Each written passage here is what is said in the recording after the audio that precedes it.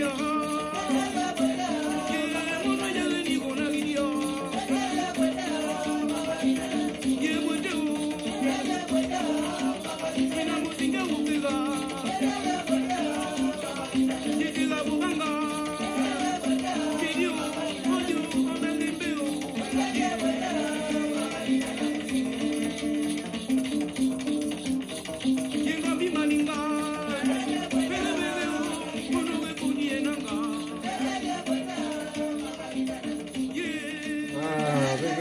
Konienanga.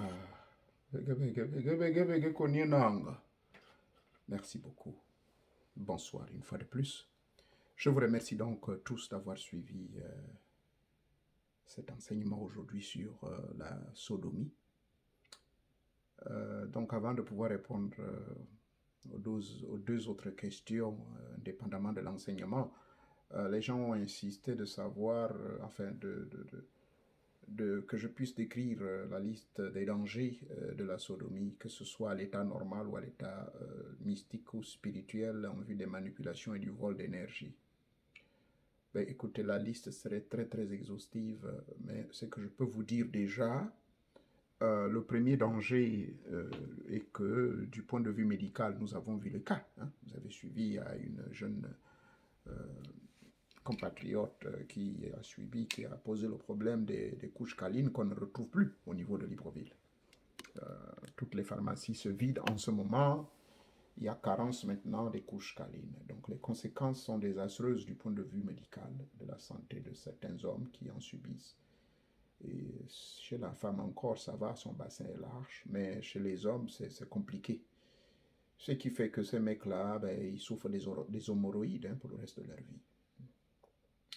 Maintenant, dans le plan mystico-spirituel, vous savez, c'est des personnes qui sont complètement vidées. Mystiquement, vous êtes vidé et vous êtes vulnérable à toute éventualité mystique. C'est-à-dire que tout sorcier peut facilement vous pénétrer et vous faire du mal. Ça, c'est évident. Et puis, vous êtes également dans la société, vous aurez vraiment des déséquilibres psychologiques parce que à chaque fois que vous allez vous retrouver en face de ceux-là qui abusent de vous dans le but d'épuiser les pouvoirs en vous, vous allez vous sentir toujours dominé, vous allez vous sentir toujours inférieur. Vous ne ressentirez plus votre masculinité, sur le cas des hommes. Donc, voilà un peu, la liste, elle est exhaustive, comme je disais, il y a trop de détails. Mais aujourd'hui, je viens répondre plutôt à deux questions très importantes. La première question est de savoir comment obtient-on le don de vision et comment obtient-on le don d'audition. Audition, en langage parapsychologique, on appelle ça la télaudience. Télaudience veut dire la faculté d'écouter les voix et les messages des grands maîtres. Ce qui n'a rien à voir avec la schizophrénie où il s'agit d'écouter des voix qui sortent de vous, dans le cadre de la psychiatrie. Mais ici, il s'agit d'écouter des voix des esprits qui vous parlent. Vous les entendrez très clairement. Alors, comment cela est possible de pouvoir justement avoir cette faculté de la télaudience? Et la première question, comment avoir cette faculté de vision? Si on ne dit pas vision, on dirait voyance. Si on ne dit pas audition, on dirait les pouvoirs auditifs, les pouvoirs de télaudience. Et le cas de voyance, on dira les pouvoirs de télévoyance. Bien, le comment, c'est aussi simple. Quelle que soit l'obédience religieuse, quelle que soit l'obédience spirituelle, quelle que soit l'obédience fraternelle, quelle que soit la fraternité à laquelle vous appartenez, quelle que soit la secte, quel que soit le cercle mystique, quelle que soit la loge, tout le monde va toujours vous donner une armure complète, des outils nécessaires pour vous permettre de communier avec l'au-delà. Parce que c'est ça le but en fait de l'initiation. Et même dans la magie pratique, il est question pour vous de communier avec les esprits de l'au-delà. Donc, parler avec eux, leur donner des commandes, et ainsi de suite. Et parfois, ils peuvent vous aviser de certains dangers.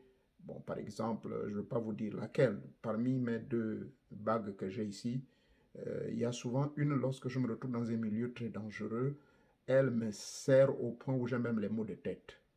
Si j'insiste d'aller à ce lieu-là, par exemple, je leur dis, je veux me rendre à l'Assemblée nationale, je veux voir M. X. Eh bien, la bague va commencer à me serrer tellement que je serai gêné. Si j'incite, je vais attraper des maux de tête violents. Qu'est-ce qui le fait? Ce sont justement les maîtres invisibles. Mais là, c'est une intervention physique interposée. Voyez-vous, ça c'est une intervention physique interposée. Donc j'ai l'une de ces bagues-là. Et il y a une autre bague par contre qui, si je me retrouve, bon, ça fait très longtemps que je la porte depuis près de 39 ans, quand je me retrouve dans un milieu malsain, dans une boîte de nuit, si vous m'invitez par exemple, eh bien, cette bague va disparaître. Elle disparaît. Et dès lors que je décide de ne plus partir, par la pensée simplement, la bague revient à moi. Ça veut dire que ces entités-là me communiquent par les faits, par des objets. Il y a par contre d'autres, ça ce n'est pas une bague, il y a d'autres maîtres qui travaillent avec moi. Lorsque je me rends dans certains endroits, par exemple, ben, d'abord avant de me rendre, ce que je vous avais dit dans l'enseignement général, mystico-spirituel, se mettre à l'écoute des maîtres, à se mettre à l'écoute des signes des maîtres. Eh bien, se mettre à l'écoute des signes des maîtres veut dire qu'avant de sortir de chez vous, avant d'aller au travail, avant d'aller à un rendez-vous, il y a une recommandation que je fais. L'enseignement est ici, disponible sur YouTube, où j'explique aux gens ce qu'il faut faire. D'accord? Vous devez vous asseoir et écouter ces signes-là. Il y a des signes que vous allez observer. Il n'y aura pas forcément une voix qui va vous parler. Mais la question fondamentale aujourd'hui, c'est sur les voix qui vous parlent et sur, comment dirais-je, les visions que vous avez. Et c'est d'ailleurs celle que j'utilise pour la plupart des gens qui peuvent venir vous témoigner, des gens à qui je fais des consultations, parfois même étant dans le sommeil, je n'ai pas le temps de me reposer. Mais quand je suis fatigué comme ça, rassurez-vous, ce n'est pas moi. Ce sont plutôt ces entités de l'au-delà qui, lorsque je vous demande souvent votre nom et prénom et la date de naissance, ben, c'est fait exprès. Automatiquement, je leur donne le nom. Et puis, voilà comment ça m'est soufflé. On appelle ça souffler des informations. Mais quand il me souffle les informations, là, ça s'appelle de la télaudience. C'est-à-dire que là, ils sont en train de me donner certaines informations, je me concentre, soit je les écris, soit je vous appelle automatiquement. Comme pour certains, durant ce week-end, j'étais très pris. Depuis vendredi, là, jusqu'à aujourd'hui, samedi, d'abord, vendredi, nous étions occupés par l'enseignement. Après l'enseignement, il y a eu près de 9 personnes à qui je fais des consultations, qui pour la plupart se trouvent à Martinique, dans la Réunion, en Guadeloupe et ici aux États-Unis. Ben, la majorité de ces consultations, souvent, quand je posais le nom, eh ben, les entités me soufflaient des informations. Ces informations sont soufflées comment? Ben, ils me disent. Quand je parle avec la personne a comme l'impression que je parle comme une machine. Je lui dis, ben voilà ce que vous êtes, voilà le genre de personne que vous êtes, et suite, de suite. Vous devez faire attention. Par exemple, il y a un couple à qui je fais des consultations et ils se sont confiés à moi en disant que, mais attendez maître, parce que là, nous avons une personne qui nous a fait un saut, des travaux et tout, qu'est-ce que vous en pensez? Et automatiquement, eh ben, les entités m'ont dit, ce saut, c'est bien fait, mais malheureusement, elles travaillent en complicité avec leurs adversaires qui leur veulent faire du mal et qui devaient faire très attention parce qu'elle est capable de beaucoup parler, effectivement, et s'est confiée à l'autre camp opposé qui en veut à ce couple-là. Et automatiquement, le couple a donc exécuté. Et le lendemain, ils sont venus me confirmer que oui, maître, vous aviez raison parce qu'on s'est rendu compte qu'ils font également des travaux pour nos ennemis. Bref, ce genre d'informations, je les reçois par téléaudience. Téléaudience veut dire que les entités me soufflent des informations. Vous allez me poser la question, souffler comment? Mais ils parlent. J'entends comme quelqu'un qui me parle. Ils me disent, voilà, pour le cas là, dis, c'est ceci. Oui. Fais attention, oui, là, elle est dangereuse. Donc, ce sont des flashs d'informations. Maintenant, c'est à moi de les interpréter correctement. Ils vont me dire seulement, eux, ils ne rentrent pas parce qu'eux, ils ne parlent pas beaucoup. On communique en esprit. Donc, ils vont me dire, elle est dangereuse. Elle n'est pas bonne pour eux. Pas bonne pour eux. Et en ce moment, je leur dirais, ben oui, comme pour le cas de ce couple-là, que le saut qu'elle vous a fait, c'est bien beau, mais elle est dangereuse. Pourquoi? Parce que elle travaille. Et quand je dis quand elle travaille, donc ça veut dire les entités même me donnent des flashs. C'est comme de la télévision que j'ai en face de moi. Donc, ils me donnent ces flashs-là. Je les vois clairs comme sur l'écran de la télévision qui est devant moi. Voilà.